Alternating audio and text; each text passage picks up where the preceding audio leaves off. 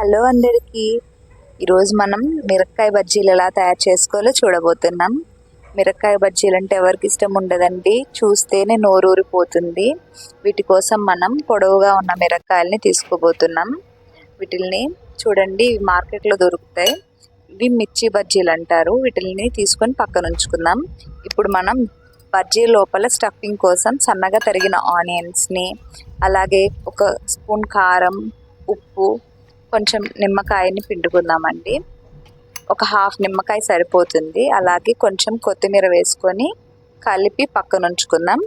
ఇప్పుడు మనం బజ్జీల కోసం శనగపిండిని ఉండలు లేకుండా మొత్తం స్ట్రెయిన్ చేసుకుందాం. ఇప్పుడు కొంచెం 2 స్పూన్లు బియ్యపిండి కూడా వేసాను. 1 స్పూన్ కారం, ఉప్పు, పసుపు, అలాగే బేకింగ్ సోడా వేసుకుని కొంచెం వాము కూడా వేసుకుంటున్నాను.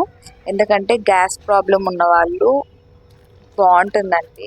గ్యాస్ ప్రాబ్లం ఉన్నవాళ్ళు కొంచెం శనగపిండి తింటున్నప్పుడు కొంచెం వాము వేసుకుంటే బాగుంటుంది.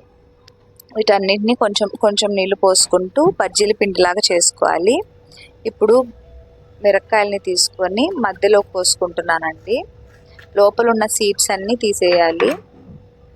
కారం ఉండకుండా కొన్ని కారం ఉంటాయి మిరపకాయలు, కొన్ని కారం ఉండవు. అందుకని మనం లోపల సీడ్స్ అన్నీ తీసేసుకొని పక్కన ఉంచేసుకుందాం.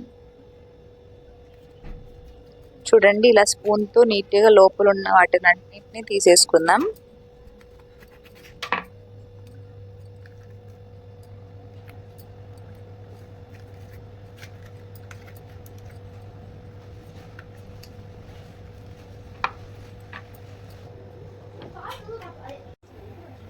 ఇప్పుడు మనం డీప్ ఫ్రై కోసం నూనెని వేడి చేసుకుందాం.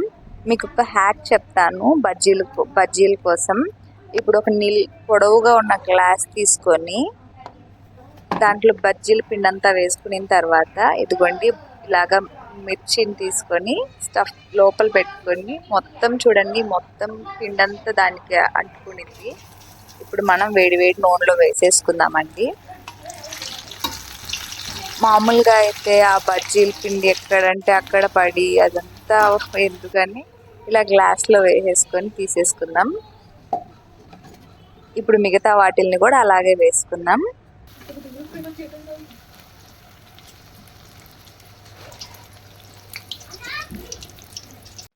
అంతే అండి, మన మిరపకాయ బజ్జీలు రెడీ అయిపోయాయి.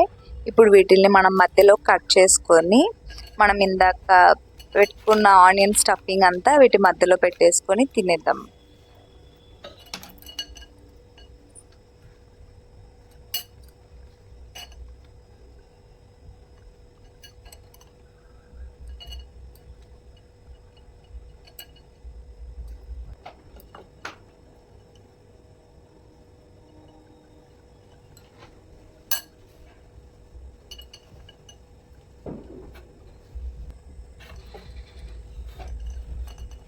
పిల్లలు మిర్చి బజ్జీ తినరు కదండి, అందుకని వాళ్ళ కోసం ఆలు బజ్జీ సపరేట్గా చేశాను. అందుకని ఆలులో కూడా కొంచెం ఆనియన్ని స్టఫ్ చేస్తున్నాను.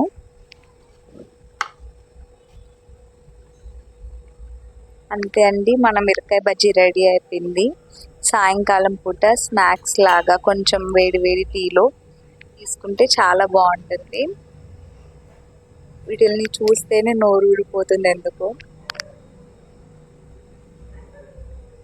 మీకు కూడా ఈ రెసిపీ నచ్చినట్లయితే లైక్ చేయండి, షేర్ చేయండి. ప్లీజ్ సబ్స్క్రైబ్ చేసుకోండి నా ఛానల్ని.